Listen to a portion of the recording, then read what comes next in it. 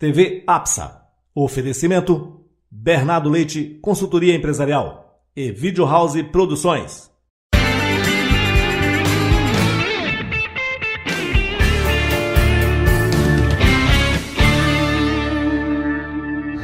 Olá, estamos iniciando o nosso programa TV APSA.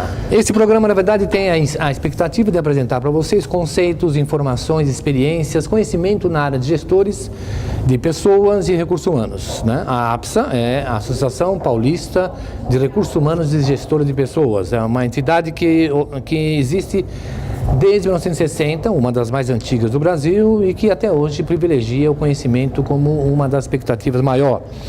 E hoje eu estou aqui com um profissional que valida tudo isso que nós estamos falando em termos de experiência, conhecimento e contribuição do ponto de vista de relacionamento e recursos humanos. José Augusto Neves. Sim. Como é que vai, José Augusto? Tudo bem, Bernardo? Tudo bem. Um prazer tê-lo aqui conosco. O José Augusto, ou devo chamar de Neves? Pode ser Neves, isso, okay. Neves. O Neves é consultor sênior do Instituto MVC, na área de liderança, gestão e gestão de projetos. MVC significa o quê? Qual é a sigla? Na verdade, é a abreviatura de nome das pessoas. Entendi. Seria Mário, Vilhena e Costa Curta. E hoje, então, virou marca? Virou a marca, então ficou Instituto MVC. E você é engenheiro pela Universidade Federal Fluminense? Isso, eu me formei em Niterói, a Universidade Federal Fluminense. Lá em Niterói. Niterói. Você mora lá? Moro em Niterói, né? Mas na verdade, Bernardo, a gente trabalha com consultoria, você mora no avião. Certo. Você fica para lá e para cá, né? Uns sábado e domingo só que você tem em casa. E atualmente, por conta de muitos trabalhos que a gente tem feito, às vezes até sábado a gente tem trabalhado também. Entendo bem o que você está falando.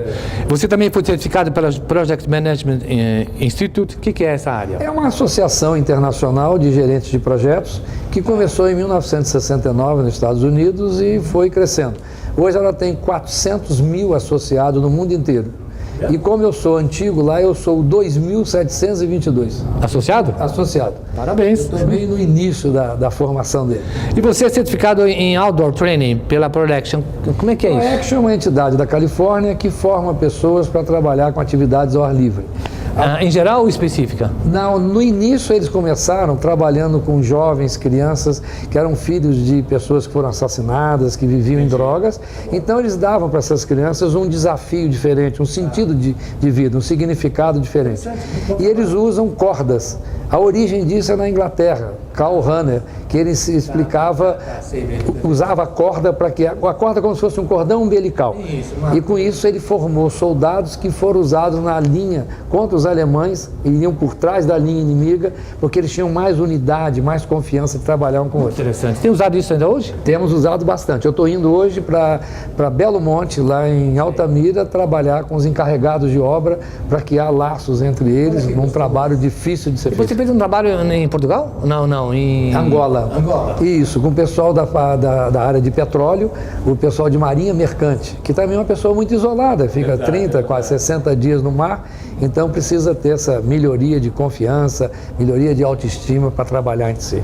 Você ocupou posições executivas em que área especificamente? Eu trabalhei muito tempo na Odebrecht, eu fui o responsável pelo planejamento do Aeroporto Internacional do Rio.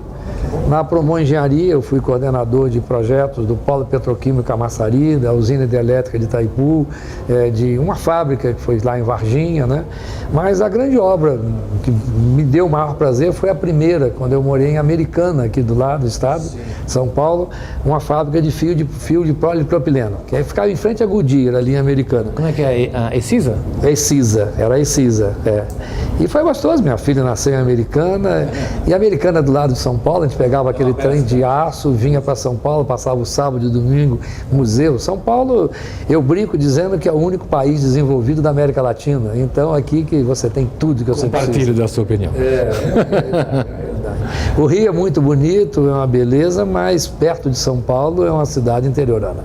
É uma cidade que tem, agora com Copa e Olimpíada, está recebendo mais benefícios, mas o São Paulo, o estado, a cidade é muito diferente. E como é que você entrou na área de consultoria?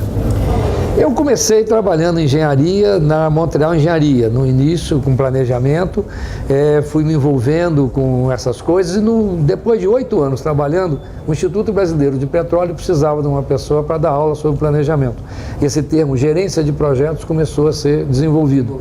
A Petrobras precisava formar pessoas. E eu fiz essa parte de planejamento, depois de 6 meses passei a ser o coordenador do curso e fui descobrindo essa habilidade de associar o meu conhecimento técnico com o conhecimento de transmitir informação, né? Eu fui vendo que a minha habilidade de apresentar ajudava para fazer isso. E de uns tempos para cá eu tenho vivido praticamente só disso. Quanto tempo? Desde 86, 87 eu vivo só de consultoria, treinamento. O TEAL, esse Outdoor Training, eu fui treinado em 92, nós estamos fazendo 20 anos agora que a gente fez, né? E a gente incorpora os conceitos dele, que o conceito básico é você primeiro vivenciar alguma coisa, aí depois tira o conceito. Então, por exemplo, eu vou trabalhar com encarregados, que são pessoas que são do nível médio, pessoas que têm um conhecimento muito simples, 4ª série de 1º grau, né? Então, essas pessoas, quando elas vivenciam alguma coisa, ela aí começa a entender o que é liderança, o que é comunicação, o que é confiança, o que é administrar conflito, né? Independente de pegar um PowerPoint e explicar para alguém que vai dormir na aula, que não tem que... Não, nada como o vivencial no processo. Nada como vivencial. É a teoria de Confúcio, né? O que eu ouço eu esqueço, o que eu escrevo eu lembro, mas o que eu vivencio eu nunca mais esqueço, né? Eu queria lembrar ao nosso telespectador que nós estamos gravando no saguão do evento aqui no Bourbon Office, Ibirapuera. Portanto, barulhos ocasionais acontecerão na nossa gravação aqui. Muito bem, e você tem algumas coisas que eu acho interessante. Por exemplo, o tema da sua palestra me atraiu muito. Liderança sustentável, utopia ou realidade? Sim. Né? Significa dizer o que exatamente? Que, na verdade, significa dizer o seguinte, a ideia que a gente tem do líder é que o líder é uma pessoa carismática, inflexível, que não tem dúvida, que tem que ser solução para tudo. E, no entanto, essa figura hoje ela está caindo por terra. Você vê a briga lá agora, Obama-Romney, está mostrando que o presidente dos Estados Unidos, a nação mais forte, ele não está tão seguro das coisas para fazer, porque ele precisa de conversar, ouvir, administrar.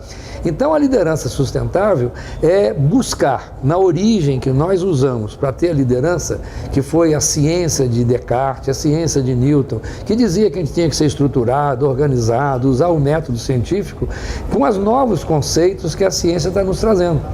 A teoria quântica está mostrando que eu não tenho como saber qual é o momento que acontece alguma coisa e como é que eu vou controlar aquilo. Perfeito. A imprevisibilidade é constante. Bernardo, antigamente, quando alguém tinha lá um documento que entregou, você sabia, fulano foi que errou, porque tinha uma cadeia hierárquica muito forte. Hoje, quantas pessoas, para executar o trabalho dele, depende de pessoas sobre as quais ele não tem autoridade. Então ele depende de informação, depende de saber, ter habilidade para convencer, saber influenciar. Então o que a gente está descobrindo, a teoria quântica diz isso. O assunto que está acontecendo aqui, que não deu certo, pode ter uma origem lá de outro lugar que eu não sei de onde veio. A história do bater as asas da borboleta? Bater as asas da borboleta no Japão pode criar no Golfo do México um furacão. Agora, você coloca no título da sua palestra, utopia ou realidade. Significaria dizer, na verdade, que a liderança sustentável pode não ser real? Não. Falamos depois disso. Vamos esperar o nosso intervalo e falamos em seguida nesse sentido. Não saia daí, voltamos rapidamente.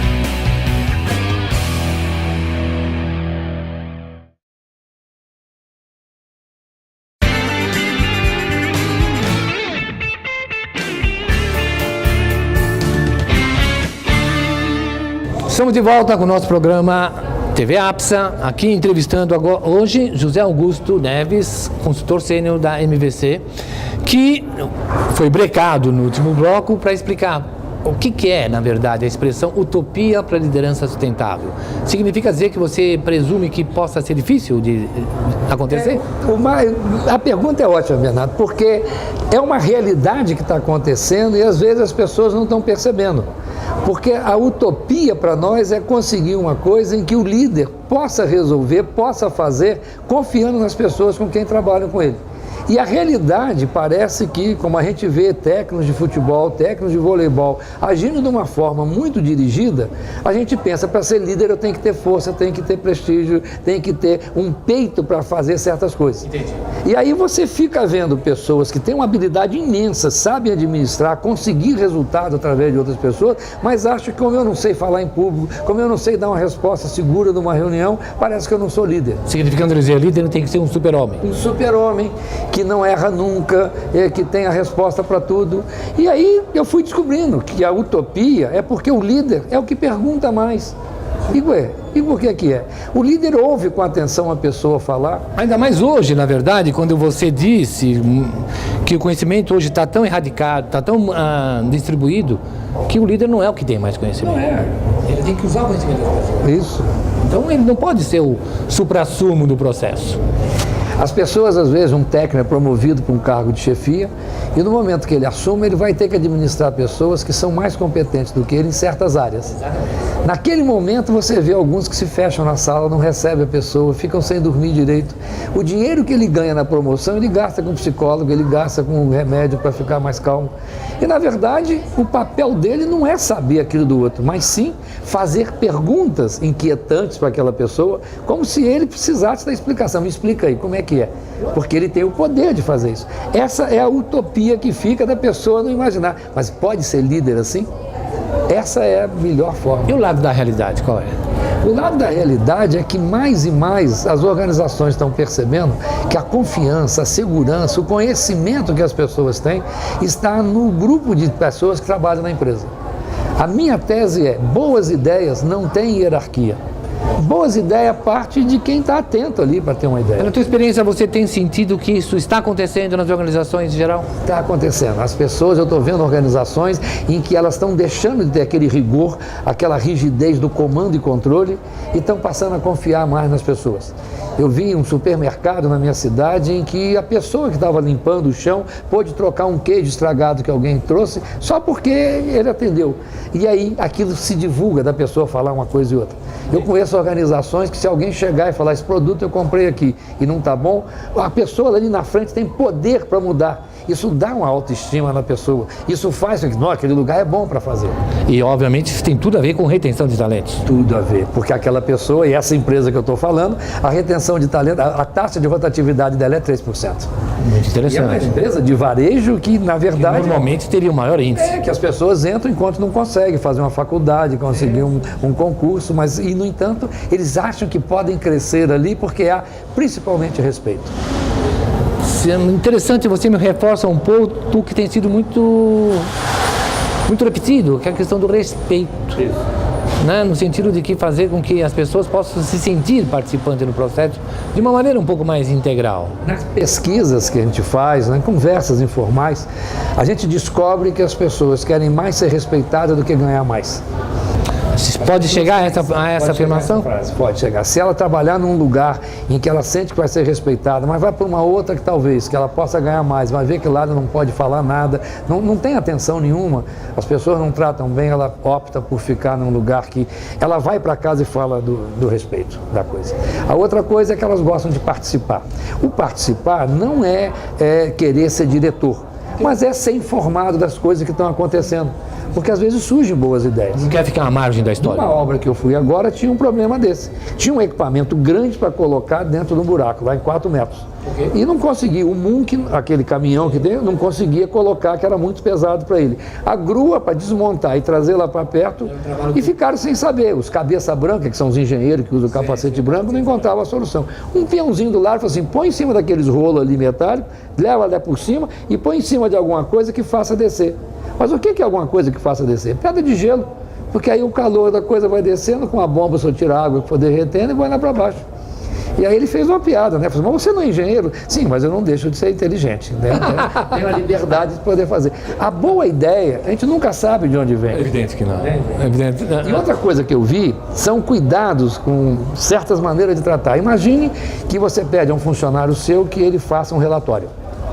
Quando você recebe, ele vê que o seu nome está digitado errado, a folha 8 não está na ordem certa, está depois da folha 7, depois da folha 6, um gráfico lá não está bem feito a cópia. Você tem uma opção de dizer, pô, cara, está tudo errado, vai lá corrigir e traz aqui direito que eu não posso passar isso para frente. A pessoa volta chateada porque não teve um reconhecimento pelo esforço. Não foi bem feito, mas pelo esforço. E vai dizer para todo mundo, como é que foi? Sempre aquele jeito, não elogia nada que a gente faz. A outra opção é você recebe, vê que está aquilo tudo errado, como eu falei, e fala, deixa eu dar uma olhada para curtir bem. 2 horas depois você chega, e aquele cara que passou por ele gostou, você chama e fala, corrige isso aqui, corrige isso. Entendi. Só essa forma de ser já muda. É isso que eu chamo do sustentável. Você não pega a pessoa pelo erro que ela fez, mas é o aprendizado. Aqui, né? Você estava me contando que na medida que a gente faz uma coisa e percebe isso e aquilo, na segunda vez que a gente faz, já melhora 50%, 60% até 100%. Lógico, um processo. Um processo de fazer. Muito interessante. Você fez uma observação também bastante interessante quando você fala que, na verdade, você já teve carreira política, já teve uma ação nesse sentido, que de alguma forma subentende a necessidade de fazer algo pelos outros. Sim. Né? E que hoje você sente que isso, na verdade, também é possível de uma outra forma. Né? Então eu vou te pedir que você faça isso. Você tem 1 minuto para falar com aquela câmera, Neves. Como você gostaria que as pessoas entendessem tudo isso que você está falando e pudessem praticar isso? A minha crença em cada curso que eu vou é que eu descubro que as pessoas são melhores do que elas imaginam.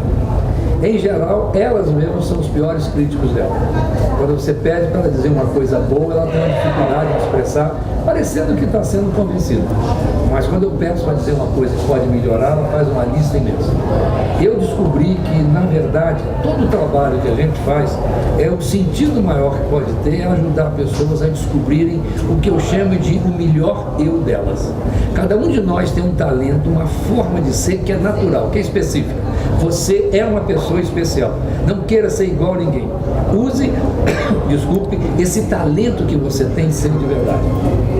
Eu escolhi como missão de vida para mim ajudar as pessoas a descobrir o seu melhor eu. E creia nisso. Você é um ser diferenciado, maravilhoso. Agradeço, né? Foi um grande prazer estar com você. Muito obrigado, eu sou Bernardo Leite e agradeço a sua audiência. Até mais.